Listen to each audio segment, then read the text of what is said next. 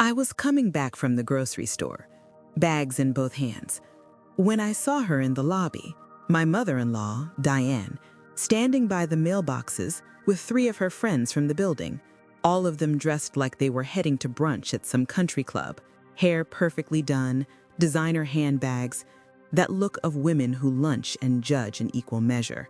She spotted me. I watched her eyes narrow, that little smile spreading across her face, the one she wore when she was about to say something she thought was clever. I kept walking toward the elevator, hoping to just get past them. My arms were getting tired from the weight of the bags. But Diane stepped directly into my path. Her friends formed a little semicircle behind her, like backup singers waiting for their cue. She looked at my grocery bags, at my jeans and simple t-shirt, and made this little clicking sound with her tongue that I'd learned to hate over the past 3 years of marriage to her son Richard. Then she turned to her friends, but loud enough that everyone in the lobby could hear, started going on about how nice it must be to live rent-free, to not have any real responsibilities, to just float through life on someone else's dime. One of her friends laughed, a sharp, knowing laugh that cut right through me. I felt my face get hot. There were other people in the lobby.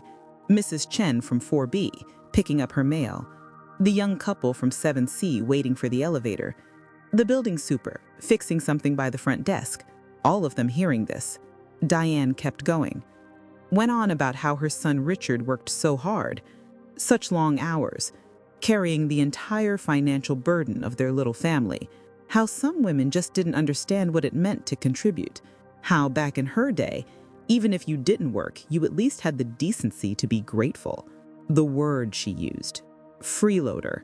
She actually used that word right there in the middle of the lobby, with her friends nodding along like she was preaching gospel truth. I stood there with my grocery bags, feeling the weight of them cutting into my palms, and I had a choice to make. I could explain, could tell her and her judgmental friends that I worked from home, that I ran my own business, that I made more in a month than Richard made in 6, could defend myself, justify my existence, prove my worth to women who had already decided I had none. Or I could do something else. I chose something else. I set my grocery bags down, carefully, reached into my purse and pulled out my keys, not the regular apartment keys that Diane had seen me use 1,000 times. The other set, the ones on the separate ring that I kept in the zippered pocket. Heavy brass keys, old-fashioned looking, the kind that opened important things. Diane was still talking. Something about how Richard deserved better, how he could have married that nice girl from his office, the one with the real career. I held up the keys, let them catch the light from the lobby chandelier, watched them glint and shine. Then I spoke, calm, clear, loud enough for everyone to hear, just like she had then. Wanted to know if she'd paid her rent this month. Diane stopped mid-sentence. Her mouth literally hung open for a second before she snapped it shut. Her friends looked confused, glancing between us like they'd missed part of the conversation. She came back with this nervous little laugh like I'd made a joke she didn't understand. What was I talking about? Her rent. Why would that matter? I made it crystal clear for her. The rent for this month. It was the 15th. Rent was due on the 1st. I hadn't seen her payment come through yet. One of her friends wanted to know what on earth I meant. Her rent. Why would I know about Diane's rent? I smiled, not my fake smile, my real one. Let them know that I'd be aware of Diane's rent because I owned the building. Had owned it for 8 years. Bought it when I was 26 with money from my late grandmother's estate and my own savings from my first business. The silence that fell over that lobby was so complete, I could hear the clock ticking on the wall behind the front desk. Diane's face went through about 5 different colors. Started at her normal peachy tone, went to white, then to red, then to this sort of grayish purple I'd never seen on a human face before. Her friend with the expensive highlights started to say something, stopped, tried again, failed, just stood there with her mouth opening and closing like a fish. I kept going, laid it all out for them. Diane lived in Unit 6D, 2-bedroom, 2-bath, corner unit with a nice view of the park. Market rate was $3,000 a month, but I'd been charging her $2,200 as a family courtesy. Had been doing that for the past 3 years, ever since she moved in right after Richard and I got married. Explained how Richard lived with me in the penthouse, the one that took up the entire top floor, the one that I renovated myself before we even met, the one with my name on the deed, the mortgage, the property tax bills. All of it, mine. Made it clear that every single person in this building, all 47 units, paid rent to me, or rather to my property management company, but it all came to me in the end. Mrs. Chen from 4B made a small noise. When I looked over, she was smiling, actually smiling. She'd been in the building longer than anyone, had watched me buy it, renovate it, build it into something beautiful. She knew. The young couple from 7C were staring with their mouths open. The building super had stopped pretending to fix whatever he was fixing and was just watching with this huge grin on his face. And Diane looked like someone had pulled the ground out from under her feet. She tried to recover, started sputtering about how that couldn't be true, how Richard had mentioned he was taking care of everything, how she'd assumed the building belonged to some corporation or trust or something. I let her know she'd assumed wrong, that Richard didn't take care of anything, that he contributed exactly 22% of our household expenses, proportional to his income versus mine, and that had been my idea, my structure, my generosity, that the only reason he lived in a penthouse was because he married me. One of Diane's friends, the one with the Birkin bag, came out with this small voice wanting to know if I was serious, if I really owned the whole building. I held up the keys again, explained these were the master keys, opened every unit, every common area, every maintenance closet, offered to prove it if anyone wanted. Nobody said anything.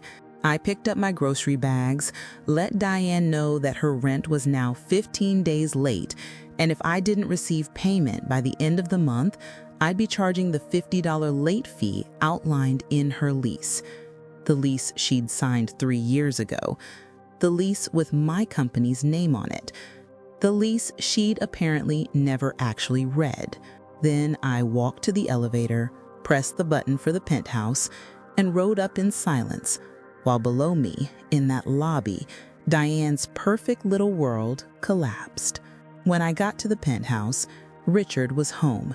He was sitting on the couch, shoes off, tie loosened, watching some game on the TV I'd bought. Wanted to know if I'd gotten the beer he wanted.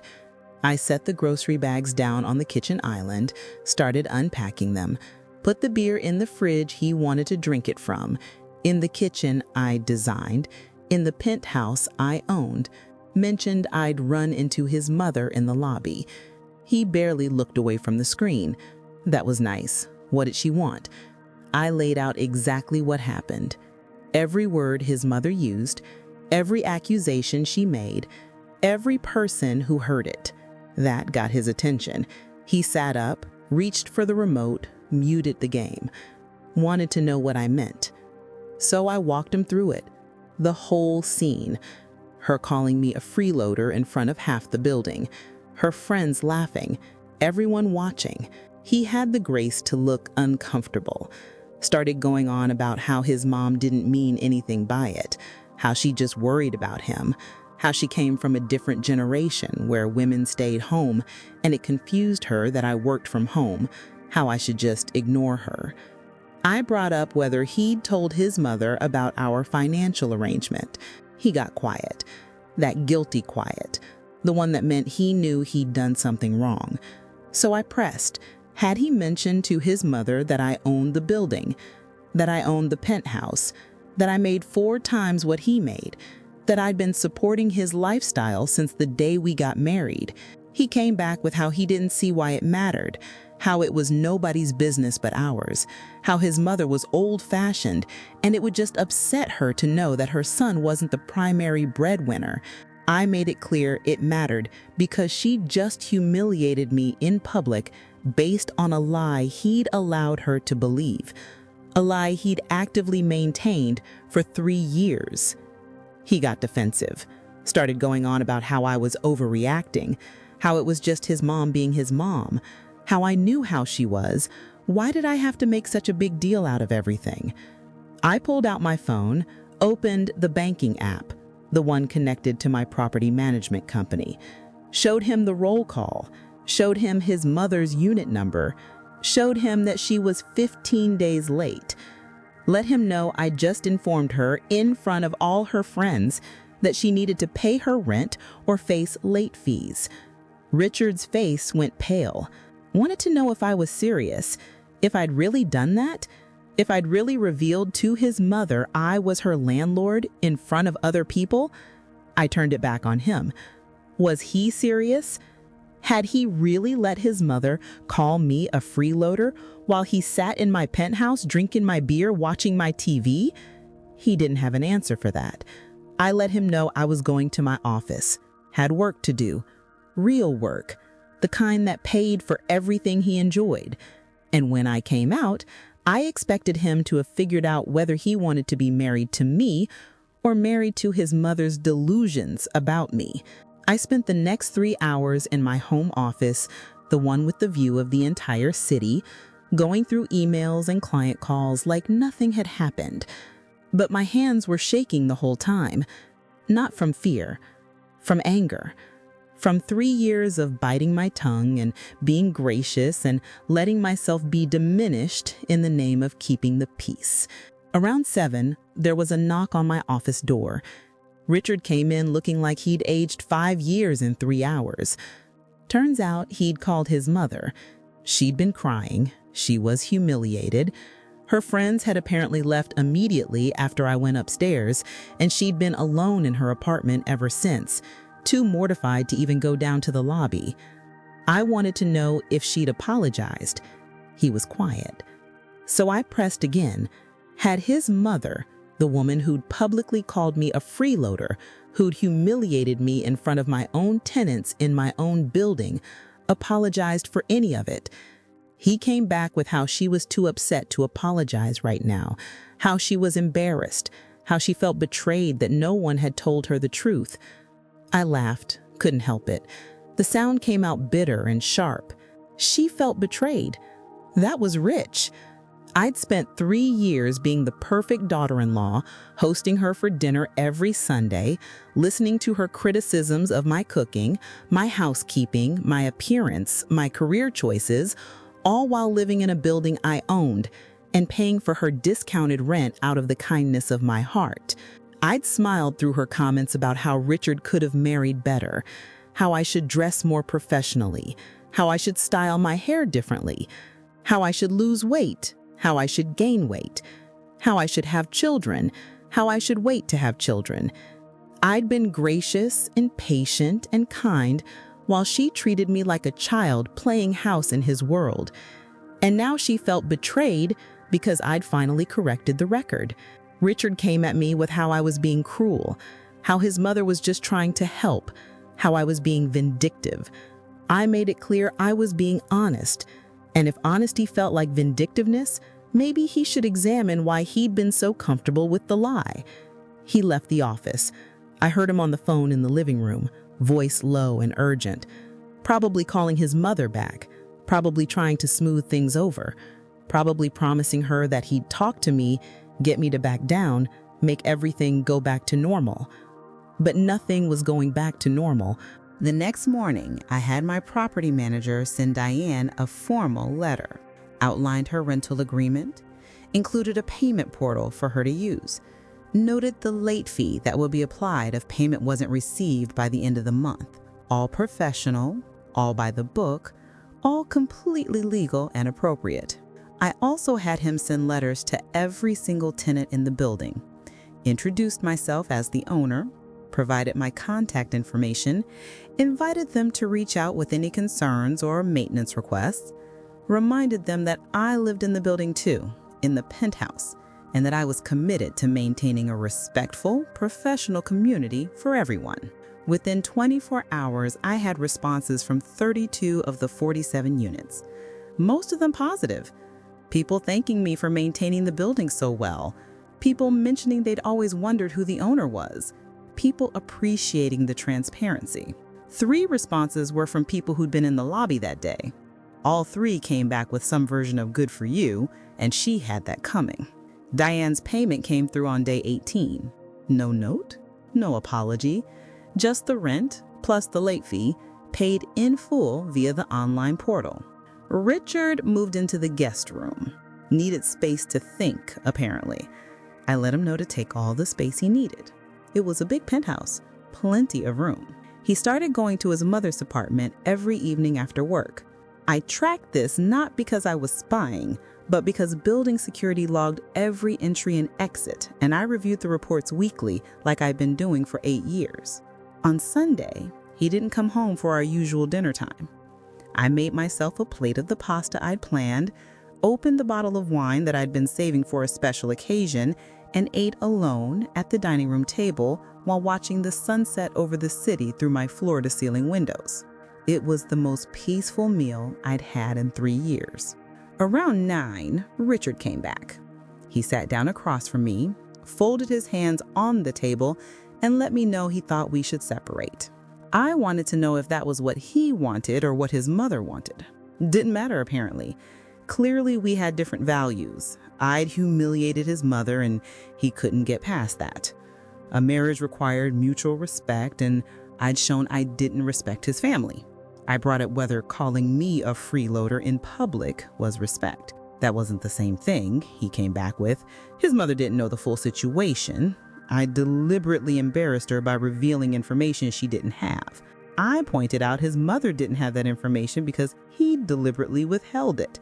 That I'd offered multiple times to sit down with her and explain our arrangement. That he'd always refused, always insisted it wasn't necessary, always claimed it would just cause problems.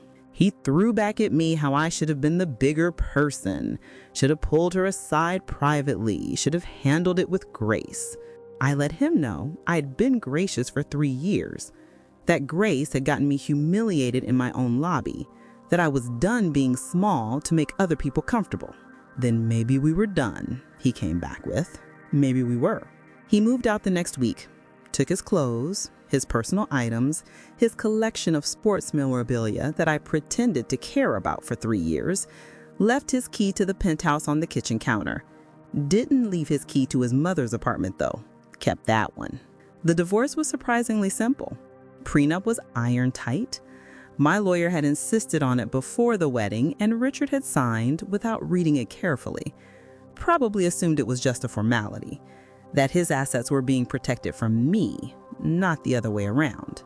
He got his car, which I'd paid off but had always been titled in his name. He got his 401k. He got his personal belongings. I got everything else, because everything else had always been mine. Diane didn't come to the divorce proceedings, didn't reach out, didn't apologize, but she paid her rent on time every month after that. Even a day or two early sometimes. 6 months after Richard moved out, her lease was up for renewal. I had my property manager send her the standard renewal offer. Market rate this time, $3,000 a month. No family discount. She moved out 30 days later. Didn't mention she was leaving. I only knew because the property manager informed me we needed to show the unit for new tenants. The young couple from 7C took it, upgraded to the bigger space. They were always polite to me in the elevator, always greeted me in the morning, never once hinted I was struggling financially or suggested I needed a real job. I raised their rent by $50 to account for the market increase in the corner view. They came back with how it was more than fair. I ran into Richard once, about a year later. He was at the grocery store, the same one where I bought those bags of groceries the day everything changed. He was with someone, a woman, blonde, professional looking. She was pushing the cart while he checked items off a list on his phone. He saw me, gave me this awkward little wave, started to come over, then seemed to think better of it. I nodded, kept shopping, didn't need to know about his new life, didn't need closure or conversation or awkward small talk in the produce section. His new girlfriend laughed at something, tossed her hair. Richard smiled at her the way he used to smile at me, back when we first started dating, back when he thought I was sweet and simple and easy, back when he realized I was complex and successful and unwilling to shrink. I checked out, loaded my bags into my car, drove back to my building. My beautiful building with the Art Deco facade and the renovated lobby and the 47 units that I owned free and clear. Took the elevator out to my penthouse, the one I bought myself, the one I filled with furniture I'd chosen, the one with the view I'd earned. Made myself dinner, opened a bottle of wine, sat on my couch and ate in peace. And somewhere across town, Diane was probably in some new apartment telling some new audience about her terrible former daughter-in-law who'd been so cruel, so cold, so unfair. Let her tell it. Let her spin her version where she was the victim and I was the villain, because I knew the truth, had the paperwork to prove it, had the deed with my name on it, had the bank statements and the property records and the testimony of 47 tenants who'd watched me maintain and improve their homes for years. I wasn't a freeloader. I never had been. And the beautiful thing about owning your own building, about having your name on the deed, about being financially independent and secure, nobody could take that truth away from me, no matter what they called me in the lobby. The building still stands. I still own it, still live in the penthouse with the view, still collect rent from 47 units on the first of every month. Unit 6D has new tenants now, a young family with twins. The mother works from home too. We sometimes share the elevator, both of us with our laptops and our coffee, heading to our respective homes to do our respective work. She's never once called me a freeloader, probably because she actually read her lease, the one with my company's name on it, the one that makes very clear exactly who owns the building she lives in. And every time I walk through that lobby, past the mailboxes where Diane used to stand with her friends, I remember that day. Remember the weight of the grocery bags in my hands. Remember the heat in my face. Remember the choice I made to stop being small, to stop being quiet, to stop letting people who knew nothing about my life define who I was and what I'd accomplished. Best decision I ever made, even if it cost me a marriage, even if it cost me a relationship with my mother-in-law, even if it meant becoming the villain in someone else's story. Because in my story, the real story, the true story, I was never the freeloader. I was always the landlord. And it's about time everyone knew it. Have you ever been accused of something by the very person who should be thanking you? Share your story below. And don't forget to subscribe for more stories of powerful women getting the respect they deserve.